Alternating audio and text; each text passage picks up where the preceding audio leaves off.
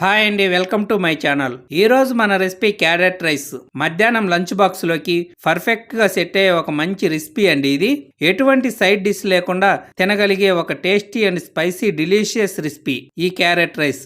ఇందుకోసం ప్యాన్ లో 2 టేబుల్ స్పూన్ల ఆయిల్ వేసుకోవాలి. ఆయిల్ వేడయ్యాక అందులో 1/2 టీ స్పూన్ జీలకర్ర, 1 అనాస పువ్వు, 2 ఇలాచి, 1 ఇంచి దాల్చిన చెక్క, 2 లవంగా మొగ్గలు, 1 బిర్యానీ ఆకు, 4 జీడిపప్పు పలుకులు వేసుకొని సన్నటి సెగ మీద ఫ్రై చేసుకోవాలి. ఇప్పుడు అందులో 2 మీడియం సైజు ఉల్లిపాయల్ని సన్నగా తరిగి వేసుకోవాలి. అలాగే 7-8 కరివేపాకు రెమ్మలు, 2 పచ్చిమిర్చి తరుగు కూడా వేసుకొని కలుపుకుంటూ ఫ్రై చేసుకోవాలి.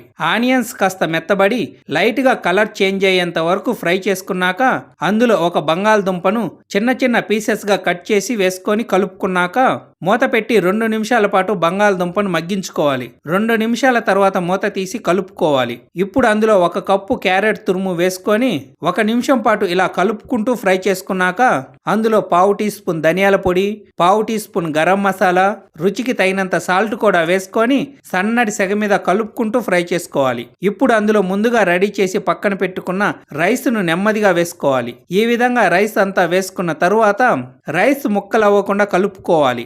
ఈ క్యారెట్ రైస్ మార్నింగ్ టిఫిన్ గా గానీ మధ్యాహ్నం లంచ్ బాక్స్ లోకి గానీ సూపర్ గా ఉంటుంది. చేసుకోవడం కూడా చాలా ఈజీ.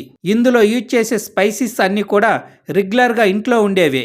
ఈ విధంగా రైస్ అంతా బాగా కలుపుకోవాలి. స్పైసెస్ అన్ని కూడా రైస్ కు పడితేనే అసలైన టేస్ట్ వస్తుంది. చూసేటందుకు చాలా అట్రాక్టివ్ గా కలర్ఫుల్ గా ఉంటుంది. ఇలా రైస్ నంతా కలుపుకున్న తర్వాత ఇప్పుడు అందులో గుప్పెడు కొత్తిమీర తరుగు కూడా వేసుకొని కలుపుకోవాలి. ఈ క్యారెట్ రైస్ ను టేస్ట్ చెక్ చేసుకొని సాల్ట్ ను అడ్జస్ట్ చేసుకోవాలి. ఒకవేళ సాల్ట్ సరిగ్గా సరిపోకపోతే కొంచెం యాడ్ చేసుకొని మరోసారి అంతా బాగా కలుపుకొని స్టవ్ ఆఫ్ చేసుకోవాలి. అంతేనండి, వేడి క్యారెట్ రైస్ రెడీ. ఒకసారి ఇలా ట్రై చేయండి, సూపర్ టేస్టీగా ఉంటుంది. సో ఈ వీడియో నచ్చినట్లయితే లైక్ చేసి షేర్ చేసి సబ్స్క్రైబ్ చేసుకోండి. Thank you.